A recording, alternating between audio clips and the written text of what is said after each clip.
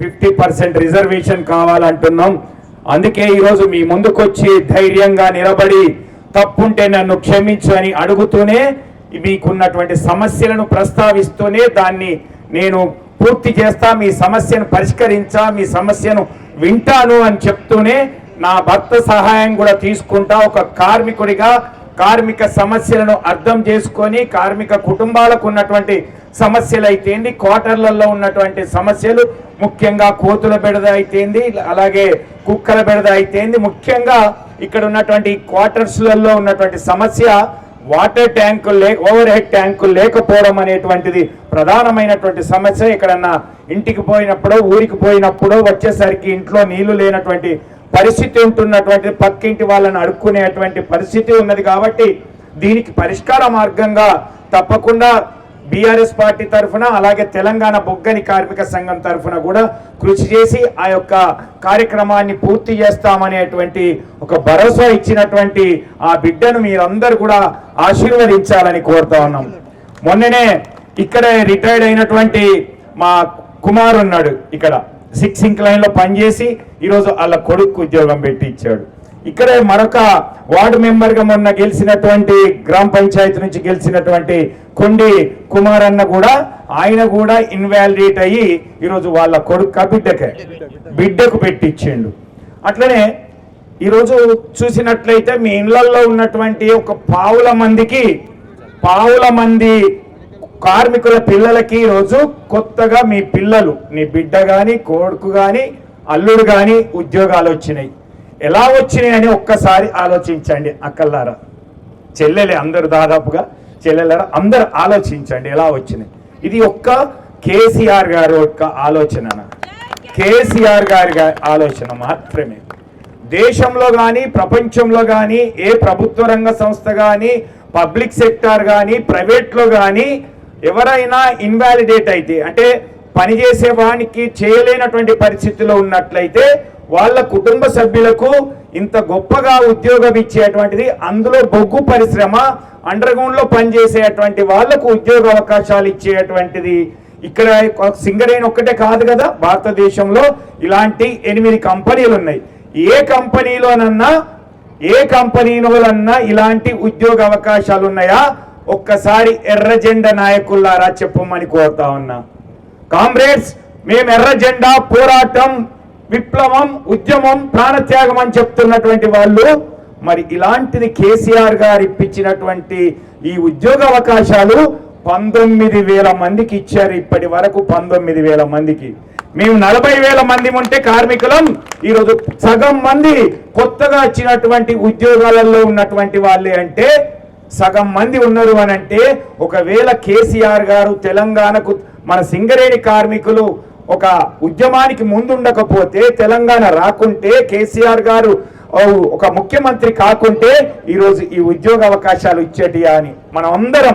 ఈరోజు కుమారన్న మీ ముందేటుండాడు, మన ఆ కుమారన్న కూడా ఉండేటోడు, ఇంటికి వెళ్ళిపోయేటోళ్ళు వాళ్ళు. ఉద్యోగం వాళ్ళకు 61 వచ్చేది, వెళ్ళిపోయేది. 60కే పోయే వాళ్ళం 61కి కూడా పెంచిండు ప్రభుత్వ ఉద్యోగులతో పాటుగా. ఒక సంవత్సరం విలువెంతో తెలుసా? ఒక సంవత్సరానికి మా కుమారన్నకి ఈరోజు ₹1,00,000 ఉద్యోగం అంటే 12 లక్షలతో పాటు బోనసులు అన్ని కలిస్తే 15 నుంచి 20 లక్షల రూపాయలు ఒక్క సంవత్సరానికి అదనంగా పొందిండు. అలాగే ఇంకొక 35-40 సంవత్సరాలు చేసే కొడుకు ఈయనను సాధేటట్టుగా, ఆ బిడ్డ ఈయనను చూసేటట్టుగా ఏర్పాటు చేసి ఎంత గొప్పగా తీర్చిదిద్దిండు సింగరేణి సంస్థను అనేటువంటిది ఆలోచించమని కోరుతున్నా చెల్లెళ్ళారా. కాబట్టి ఇలాంటివే ఈరోజు రమణన్న గారు, మేము మన కార్మికుని యొక్క ఇంట్లో ఒక అతనికి రోగంన బారిన పడితే ₹1,50,00,000 శాంక్షన్ చేపించి ఇచ్చాం. కొచ్చెర్ల రవి అనేటువంటి వాళ్ళ అబ్బాయికి బోన్ మ్యారో క్యాన్సర్ వస్తే ₹1,50,00,000 రమణన్న రోజు ఎమ్మెల్యేగా ఉండి నా లెటర్ తీసుకొని పోయి అవినాష్ తీసుకొని వస్తే ఈరోజు తీసుకొచ్చినటువంటిది. అంత గొప్పగా తల్లిదండ్రులకు కూడా ఉచిత కార్పొరేట్ వైద్యాన్ని అందించిండు. ఈరోజు ఎక్కడా లేదు భారతదేశంలో, ఏ కంపెనీలో కూడా, సాఫ్ట్వేర్ కంపెనీ కానీ ఇతర కంపెనీ కానీ తల్లిదండ్రులను ఈరోజు డిపెండెంట్గా చూడట్లేదు. చూసినప్పటికి కూడా వాళ్లకు కార్పొరేట్ వైద్యాన్ని అందిస్తలేరు, ఒక్క సింగరేణిలో మాత్రమే అందిస్తున్నారు. అది కేసీఆర్ గారి యొక్క చలవ, ఆయన యొక్క ఆలోచనతోటే అని చెప్తా ఉన్నాం.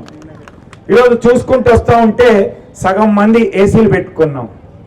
గతంలో నేను పనిచేసినటువంటి ఓసీ1లో మల్లేశం అనేటువంటి ఒక కార్మికుడు, ఆయన భార్యకు కొంత స్కిన్ డిసీజ్ కానీ ఇతరత్ర డిసీజులు ఉంటే డాక్టర్ ఏసీ లాంటి సౌకర్యం పెట్టుకోండి అయ్యా, మీ ఇంట్లో కొంచెం రోగం ఎక్కువ కాకుండా ఉంటుంది, తగ్గదు కానీ అని చెప్తే ఆ రోజు ఒక అప్లికేషన్ పెట్టుకోడా మల్లేష్ అన్న, నా భార్యకి ఇట్లా ఉన్నది, నేను ఒక మీటర్ పెట్టుకుంటా, ఆ మీటర్కు 2000 రూపాయలు నెలకు ఎంత బిల్లు అయితే అంత నేను బిల్లు కట్టుకుంటా, కరెంటు బిల్లు, నాకు ఒక ఏసీ సౌకర్యం కావాలని అడిగితే ఆ రోజు యాజమాన్యం ఇయ్యలేదు. గుర్తింపు సంఘంగా ఏఐటీసీ నుండి కూడా ఇప్పించలేకపోయింది. పాపం కొద్ది రోజులకి ఆ అక్క చనిపోయినటువంటిది కూడా జరిగింది. అంటే ఆ రోజు కరెంటు బిల్లు కడతానంటే కూడా క్వార్టర్లో ఏసీ పెట్టుకునే సౌకర్యం కల్పించినటువంటి దాన్ని కేసీఆర్ గారు శ్రీరాంపూర్లో ఒక మీటింగులో వచ్చి ఒక ఇంట్లోకి వెళ్ళినప్పుడు ఆ క్వార్టర్లోకి ఆ అక్క ఏమన్నదంటే, మేము ఇక్కడ నా కొడుకు విదేశాల నుంచి వచ్చిండు, ఆ మంచిర్యాలలో ఉంచినాం, లాడ్జిలో ఉంచినాం, పిల్లగాడు ఏసీకి అలవాటు పడి చిన్న పిల్లగాడు మనవడు రాలేకపోతున్నాడు, ఇక్కడ ఉండలేకపోతున్నాడు అంటే, అరే కరెంటు తయారు చేయడానికి బొగ్గిచ్చేటోళ్ళం మనం, ఆ కరెంటు వలన మనం దీనికి బిల్లు కట్టాలా లేకపోతే అసలే ఏసీ ఇయ్యడా అని చెప్పి అందరికి కూడా ఉచితంగా ఒక్క పైస లేకుండా ఏసీ సౌకర్యం కల్పించింది. ఈరోజు ఫస్ట్ షిఫ్ట్ చేసి సెకండ్ షిఫ్ట్ చేసి వచ్చినోడు ఎండాకాలంలో కూడా చల్లగా పడుకోగలుగుతున్నాడు, డ్యూటీ చేయగలుగుతున్నారు, మీరు చేపించగలుగుతున్నారు అని అంటే అది కేసీఆర్ గారి యొక్క ఆలోచన, తెలంగాణ బొగ్గని కార్మిక సంఘం యొక్క కృషి, మా ప్రజాప్రతినిధులైనటువంటి రమణన్న గారి లాంటి వాళ్ళ యొక్క ఆలోచన అని చెప్పటం మర్చిపోవద్దని చెప్తా ఉన్నాను. ఈరోజు ఆడబిడ్డలకు కూడా ఉద్యోగాలు ఇస్తా ఉన్నారు. ఏ బొగ్గు పరిశ్రమలో మనం ఊహించినమా? ఎప్పుడో నేను చిన్నప్పుడు చేసేవాళ్ళట మహిళలు కూడా బొగ్గు బాయిలోకి దిగి అప్పుడుగా మినుగురు పూల లైట్లు పట్టుకొని లోపలికి పోతే అందించడానికి కానీ ఇంకా ఇతరత్ర పనులు చేయడానికి ఆడవాళ్లకు ఉద్యోగాలు ఇచ్చారు. కానీ ఈరోజు కేసీఆర్ గారు మా కార్మికుల పిల్లలకు అమ్మాయిలకు కూడా ఉద్యోగాలు ఇవ్వాలని పెళ్లి కాని వాళ్ళకి ఇచ్చారు, పెళ్లి అయినటువంటి వాళ్ళకి ఇచ్చారు, డివోర్స్ తీసుకున్నటువంటి వాళ్ళకి ఇచ్చారు, భర్త చనిపోయినటువంటి వాళ్ళు ఇచ్చారు, అత్తగారింటి నుంచి దూరంగా ఉన్నటువంటి కాపురం చేయలేకుండా ఉన్నటువంటి ఒంటరి మహిళలకు కూడా 5 రకాల మహిళలకు ఉద్యోగాలు ఇస్తే ఈరోజు 3000 మంది మహిళలు ఉంటే 1000 మందికి పైగా ఒక్క కేసీఆర్ గారి యొక్క ఇన్వాలిడేషన్ వల్లనే మీ బిడ్డలంతా ఉద్యోగాలు చేస్తున్నారు అనేటువంటిది కూడా మర్చిపోవద్దు. ఇంత చేసినటువంటి కేసీఆర్ గారు మన సింగరేణి కార్మికుల పట్ల మనకున్నటువంటి ఒక ఆయనకున్న అభిమానం, మనం ఉద్యమంలో ఊపందుకోవడానికి కారకులమైనటువంటి మనం 35 రోజులు సకల జనుల సమ్మె చేసినటువంటి మనం ఆ సమ్మెకు కూడా డబ్బులు ఇప్పించిండు మిత్రులారా. ఆ సమ్మె కాలానికి కూడా డబ్బులు ఇచ్చారు. లివ్వులు పెట్టుకుంటే నా సొంతోడు ఆ లివ్వులను కూడా తిరిగి నాకు లివ్వులు ఇచ్చిండు. ఒకవేళ రిటైర్డ్ అయినటువంటి ఆయనకు ఆ లివ్వుల పైసలు కూడా ఇచ్చినటువంటి చరిత్ర దేశ చరిత్రలో ఎక్కడా లేదు. ఒక్క తెలంగాణ రాష్ట్రంలోనే సింగరేణి కార్మికులకు మాత్రమే వచ్చింది అని చెప్తా ఉన్నా. ఈరోజు తెలంగాణ ఇంక్రిమెంట్ను ప్రతి నెల కూడా నేను ఒక 1280 రూపాయలు పొందుతున్నాను అంటే ఆస్తి అది ప్రొఫెషనల్ ట్యాక్స్ వృత్తి పన్ను అనేటువంటిది నెలకు 200 రూపాయలు నాకు రికవరీ కాకుండా చేసినటువంటిది కూడా ఈరోజు సింగరేణి కార్మికుల బిడ్డలకు మాత్రమే చెందుతుంది అని చెప్తా ఉన్నా. నా బేసిక్ లో 1% ఎలక్ట్రిక్ ఛార్జెస్ విద్యుత్ ఇచ్చినందుకు మా జాతీయ సంఘాలన్నీ కలిసి ఒప్పందం చేసుకున్నాయి.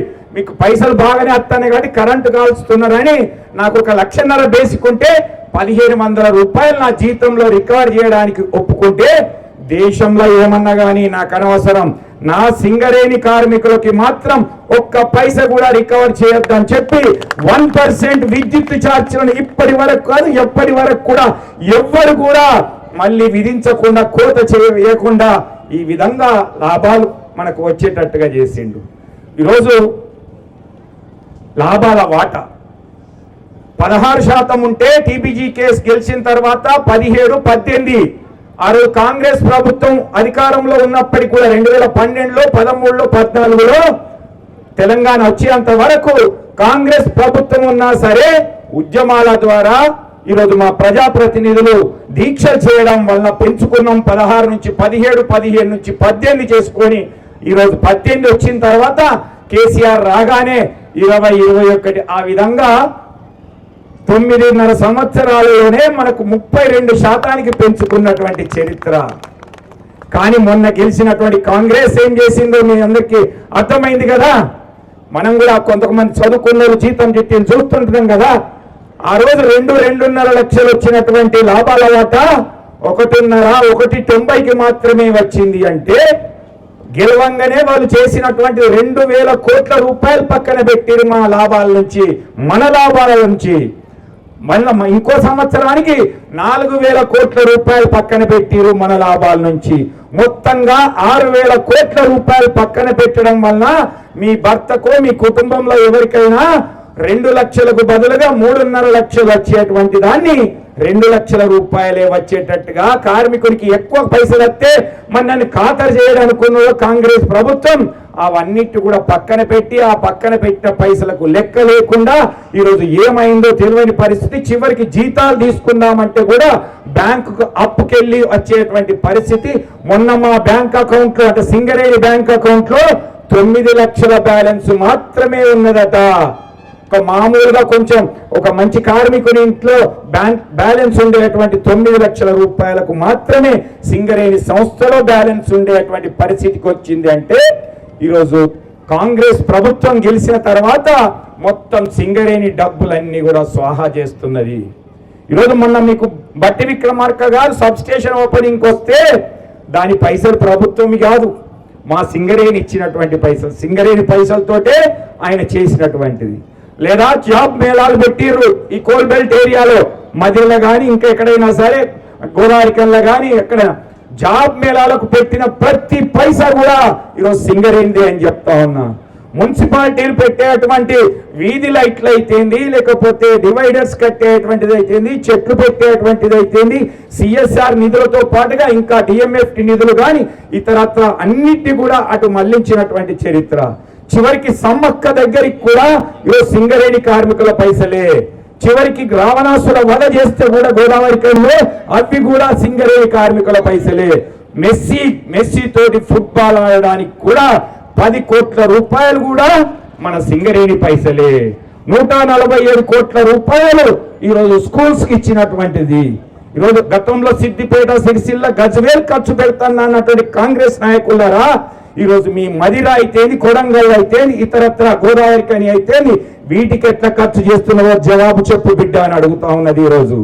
కాబట్టి ఇలాంటి పరిస్థితుల్లో ఉన్నటువంటి మనం తప్పకుండా ఈరోజు సింగరేణిలో కూడా 2 సంవత్సరాల కాల పరిమితి ముగిసింది. ఈ దసరా లోపే ఎన్నికలు జరుగుతాయి సింగరేణిలో కూడా. ఆ ఎన్నికల్లో కూడా తెలంగాణ బొగ్గని కార్మిక సంఘాన్ని మీరు ఆదరించమని కోరుతా ఉన్నా. అంతేకాకుండా అవినాష్ ఎల్లవేళలా మీకు అందుబాటులో ఉన్నటువంటి ఈ బిడ్డనే కాకుండా ఈ అబ్బాయి కూడా మీకు అందుబాటులో ఉంటాడు. ఒక ఆపరేటర్ గా పనిచేస్తా ఉన్నాడు.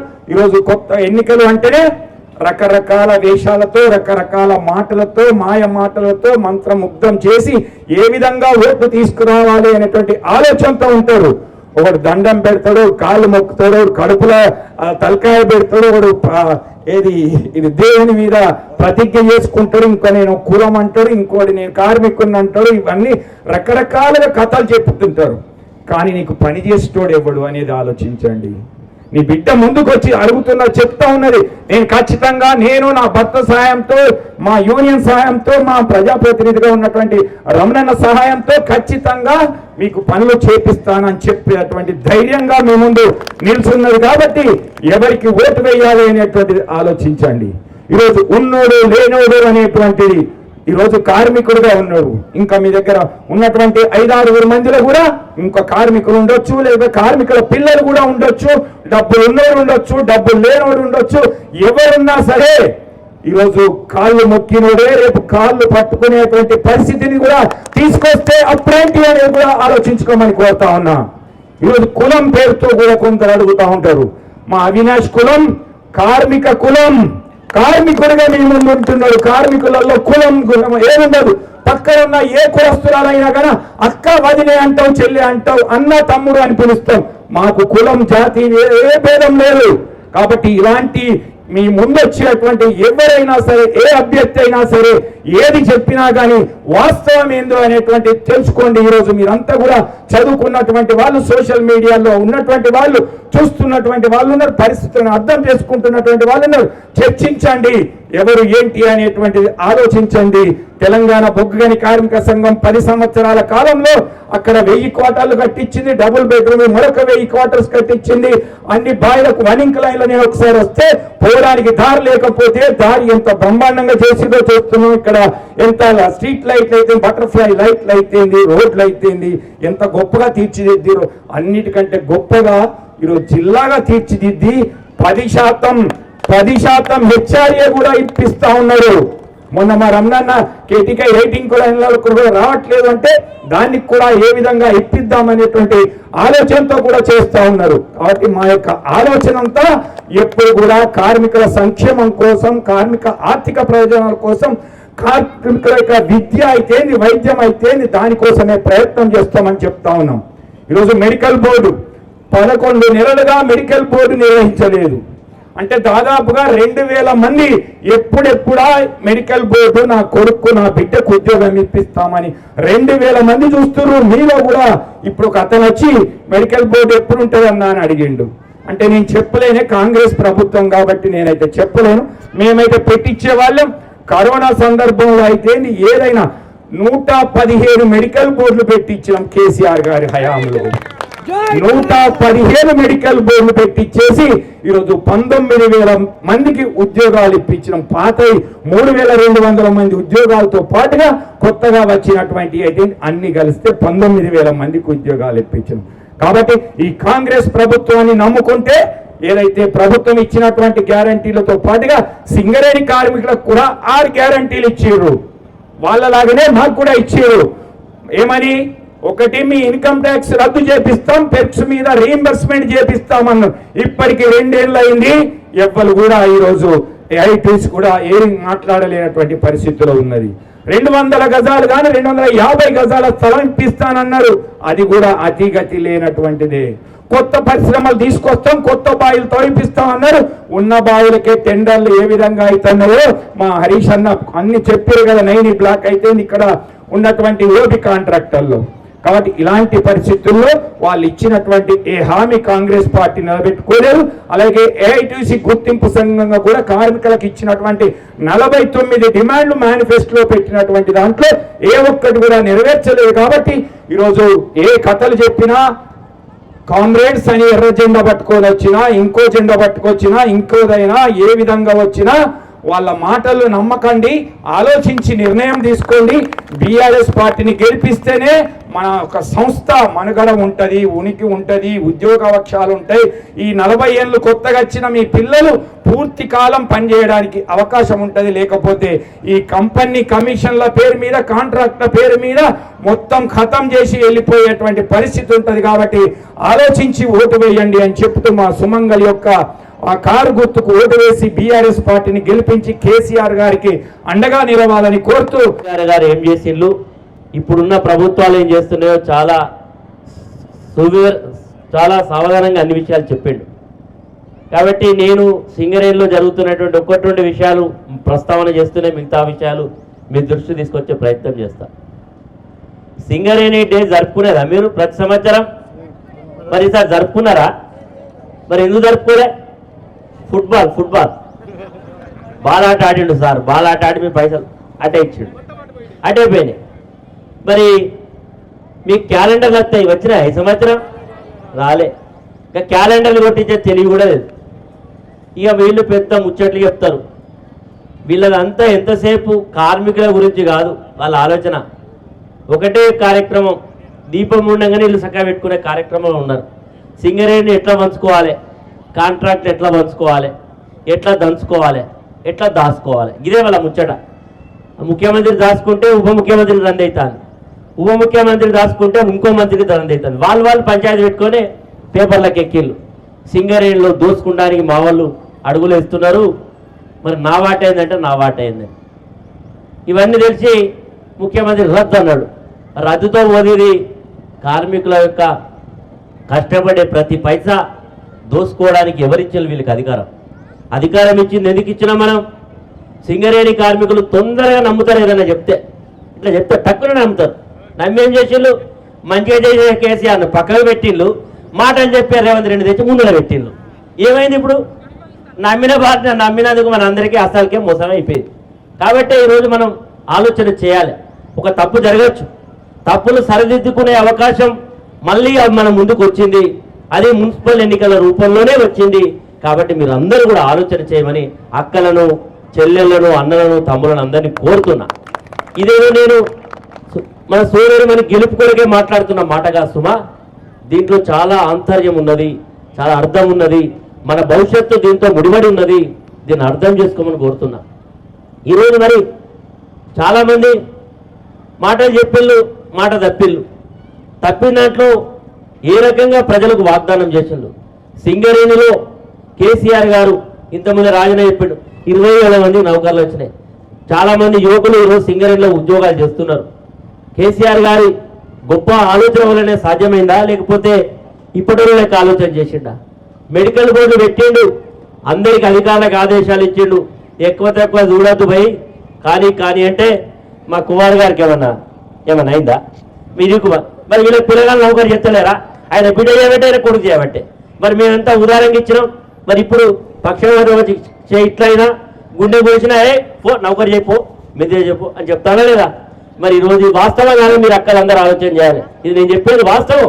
కాబట్టి మళ్ళీ మెడికల్ బోర్డులు రావాలన్నా, సింగరేణి భవిష్యత్తు బాగుండాలన్నా, భూపాలపల్లి ఈరోజు ఈ స్థాయికి వచ్చింది కారణం కేసీఆర్ గారి నిర్ణయం. భూపాలపల్లి జిల్లా అవుతుందని వాళ్ళని ఊహించినామా? భూపాలపల్లి అసలు తాలూకానే కాదు, ఇది ఒక చిన్న గ్రామ పంచాయతీ పోయి ఈరోజు మున్సిపాలిటీ అయి, జిల్లా అయి, ఒక ఐఏఎస్, ఒక కలెక్టర్ను, ఒక అధికారులందరినీ ఇక్కడ కూర్చోబెట్టి చెవులు విండి ఈరోజు పనులు చేస్తున్నాడు కేసీఆర్ గారు. ఈరోజు మన కలెక్టర్ ఆఫీస్ ఎంత అద్భుతంగా కట్టుకున్నాం, ఎస్పీ ఆఫీస్ ఎంత బాగా కట్టుకున్నాం. భూపాలపల్లిలో నేను మొన్న 2018లో నిలబడ్డప్పుడు చెప్పిన మెడికల్ కాలేజ్ పట్టుకొస్తా అంటే అందరు నవ్విళ్ళు, మెడికల్ కాలేజ్ వస్తుందా అని. ఇప్పుడు వచ్చిందా లేదా భూపాలపల్లి మెడికల్ కాలేజ్? చదువుకుంటారా లేదా పిల్లగాళ్ళు? ఈరోజు నేను మొదటిసారి ఎమ్మెల్యే అయినప్పుడు ఇక్కడ ఒక ప్రాథమిక ఆరోగ్య కేంద్రం మాత్రమే ఉండింది. ఈరోజు ఎవరికైనా ఆపద వచ్చిందంటే సింగరేణిలో అప్పుడే వచ్చింది కాబట్టి దవాఖాన ఉంటే సింగరేణి దవాఖాన అందరినీ చూడనియకపోయేది.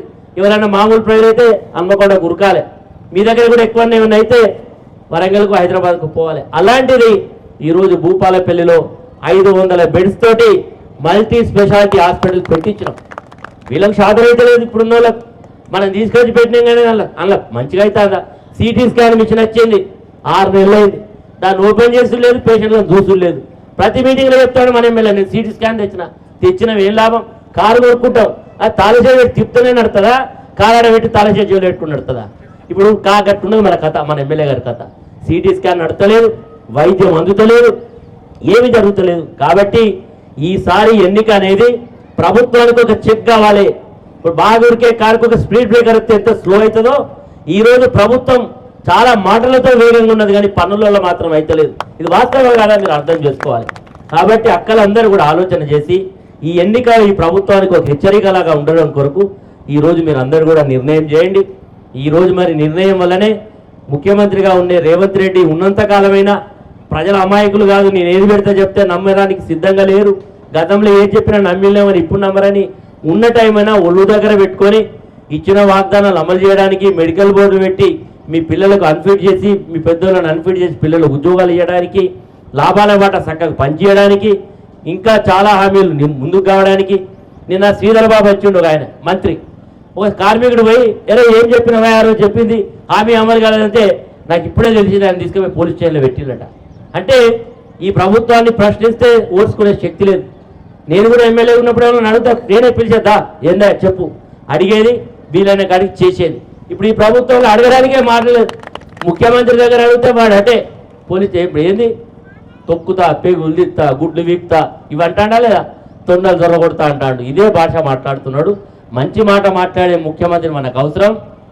మరి కేసీఆర్ గారు తెలంగాణ సాధించి తెలంగాణ 10 సంవత్సరాలలో అన్ని వర్గాల ప్రజలను మెప్పించి ఒప్పించి తెలంగాణ అంటే ఒక షాన్, తెలంగాణ అంటే ఒక ప్రైడ్, తెలంగాణ అంటే ఒక గొప్ప రాష్ట్రమని భారతదేశ ముఖ చిత్రంలో నిలబెట్టినటువంటి చరిత్ర భారత రాష్ట్ర సమితి కేసీఆర్ గారి నాయకత్వం ఉంది. కాబట్టి అందరూ కూడా ఆలోచన చేయమని ఈ సందర్భంగా కోరుతూ జిల్లా ఈరోజు యథాస్థితిగా కొనసాగాలంటే మరి మీరందరూ కూడా ఆలోచన చేయాలి. జిల్లాలను తగ్గిస్తామంటారు, మళ్ళీ మన మంత్రి ఎత్తాడే ఈ తగ్గియం, ఇంకో మంత్రి ఎత్తాడు అతగ్గియం. మరి ఏది తగ్గిస్తావు? భూపాలపల్లి తగ్గియవా, ములుగు తగ్గియవా, ఇంకా పెద్దపల్లి తగ్గియవా, ఇంకా మంచిర్యాల తగ్గియవా. మరి ఏ జిల్లా తగ్గియడానికి కమిషన్ వేసిండు? మన మేడారం జాతరకు వచ్చాడు రేవంత్ రెడ్డి, మంత్రులు పేద అంగు ఆర్భాటంతో వచ్చి క్యాబినెట్ మీటింగ్ పెట్టి నేను అనుకున్న భూపాలపల్లికి ఏమన్నా చేస్తాడేమో, మా సింగరేణి కాళ్ళకి ఏమైనా కార్మికులకి ఏమైనా చేస్తాడేమో నేను ఆశపడితే వాడు పెద్ద బాంబేసిపోయాడు జిల్లాలు తగ్గిస్తాను. ఇప్పుడు అంటున్నారు ఏ జిల్లాకి అంటే భూపాలపల్లి జిల్లా ప్రజలు ఈరోజు బొందదీశిళ్ళు కాంగ్రెస్ పార్టీల నూక్తలు బొంద పెట్టిస్తారనేటువంటి భయంతో ఈరోజు లేదని చెప్తున్నారు. కానీ అసలు యొక్క ఆలోచన వాళ్ళకు కుట్ర చేసే ఆలోచన ఉన్నది. కాబట్టి అందరూ కూడా ఆలోచన చేయమని మిమ్మల్ని అందరం కోరుతున్నా. మనందరం కూడా ఇక్కడ సింగరేణి బొగ్గుబాయిలో పనిచేసిన మన ఊళ్ళలో ఎకరమో 2 ఎకరాల భూమి ఉంటుంది. మనకు కొంతమంది పిల్లగాళ్ళ కూడా కట్టం కింద వచ్చి ఉంటుంది. వచ్చిందా నేను కూడా ఏమన్నా వచ్చి ఉంటుంది. వస్తే ఆ రైతు బంధు పైసలు పడతానే రైతు బంధు పైసలు మన కేసీఆర్ ఉన్నప్పుడు టక్క 6 నెలలకు ఒకసారి పైసలు పడేది. రైతు బంధు లేదు. ఇప్పుడు ఎలక్షన్లు కాగానే ఎత్తా అని చెప్తున్నాడు మన సార్. కాబట్టి రైతు బంధు రాలే. ముఖ్యంగా మన సింగరేణి కార్మికులకు రాకపోవచ్చు ఈ మహాలక్ష్మి పథకంలో ఎలిజిబిలిటీ అవుతున్నారు. కానీ మహాలక్ష్మికి 2500, ఆడబిడ్డలందరికీ 2500. మరి పెళ్లి చేస్తే కళ్యాణానికి తులం బంగారం ఎక్స్ట్రా అన్నడా లేదా? వృద్ధులకు మన ఊళ్ళలో ఉండేటువంటి వృద్ధులకు భర్త జరిపిన వితంతులకు పెన్షన్ డబుల్ 4000. ఇట్లా చాలా హామీలు ఇచ్చి ఏది కూడా చేయలేదు. కాబట్టి ఈ ప్రభుత్వానికి ఒక హెచ్చరికలాగా మరి ఉండడానికి తప్పకుండా ప్రయత్నం చేద్దాం. మరి ఈరోజు సమస్యలు ఎన్నిటి ఉన్నాయి. ఈరోజు ఇక్కడ మరి సింగరేణి ఈ ప్రాంతంలో ఉన్నారు. మరి ఈ సింగరేణిలో ఉండేటువంటి కాంపౌండ్ వాళ్ళ విషయం కానీ, కోతుల బిడద కానీ, మిగతా విషయాలలో మరి వాటర్ నిజంగా నాకు చాలా విషయాలు చేసిన మనం మీ సింగరేణి కార్మికులకు చాలా విషయాలు. ఈరోజు రామప్ప కాలనీ వచ్చింది, 1000 కోట్స్ వచ్చినాయి. అది నా శ్రమ వల్ల వచ్చింది. నేను గొప్ప చెప్పుకుంటలేను. రామప్ప కాలనీ రావడానికి సింగరేణి లాభాలు లేవు, ఇబ్బందులు ఉన్నాయంటే నేను ఒకటే మాట చెప్పాను సీఎం గారికి. సార్ నేను ఎక్కడికి పోయినా నా దగ్గరికి వచ్చే ప్రతి లెటరు క్వార్టర్ కావాలంటున్నాను సార్. నాకు క్వార్టర్ అని నా దగ్గరికి పెద్ద ప్రెషర్ ఉన్నది. క్వార్టర్స్ కట్టియమని సింగరేణి చైర్మన్ గారు పిలిచిళ్ళు. సార్ ఫైనాన్షియల్ ప్రాబ్లం ఉంది అది ఉందంటే నేనన్నా ఆ ప్రాబ్లం జాంతేనే నువ్వు కనుక కట్టియకపోతే నీ ఆఫీస్ కూడా కూర్చున్నట్టే అంటే ముఖ్యమంత్రి గారు చెప్పి కట్టేయాలంటే 1000 డబుల్ బెడ్రూమ్లు కట్టినాం రామప్ప కాలనీ. ఈరోజు రామప్ప కాలనీ కట్టడం వల్ల మరి వీటికి కొద్దిగా డిమాండ్ తగ్గింది. కానీ లేకపోతే దీనికి ఎంత డిమాండ్ ఉండే అవునా కదా? ఈరోజు మరి ఇవన్నీ కూడా వాటర్ కానీ వాటర్ సింటెక్స్ ట్యాక్స్ అడిగిళ్ళు.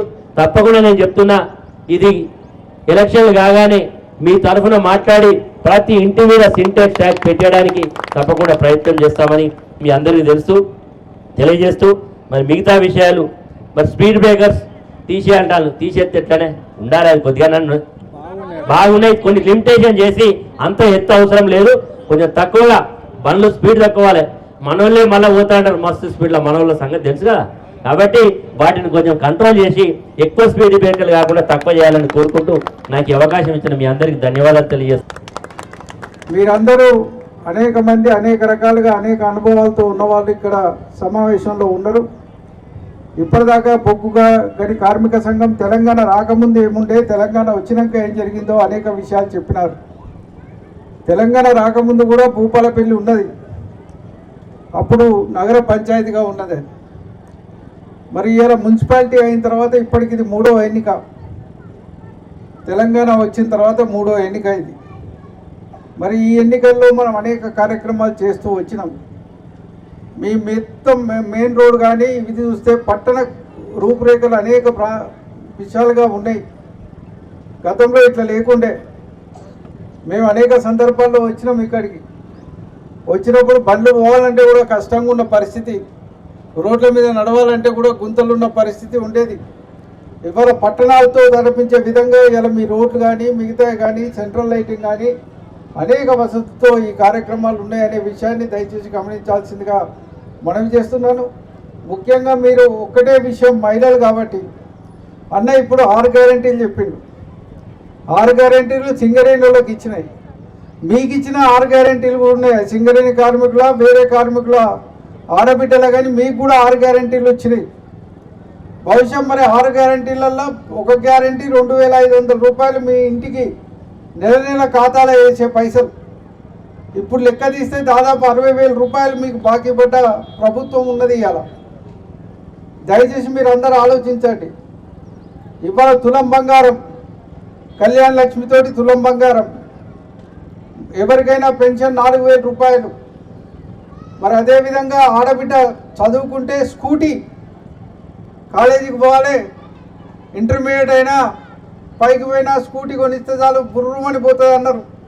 మరి మీ భూపాలపల్లికి ఎన్ని స్కూటీలు వచ్చినాయో తెలియదు, ఈ రాష్ట్రం అంతా ఎన్ని స్కూటీలు కొన్నారో తెలియదు, కానీ ఇప్పటివరకైతే ఒక్క స్కూటీ కొన్న దాఖలాలు లేవు, ఎవరికి పైసలు ఇచ్చిన దాఖలాలు లేవు.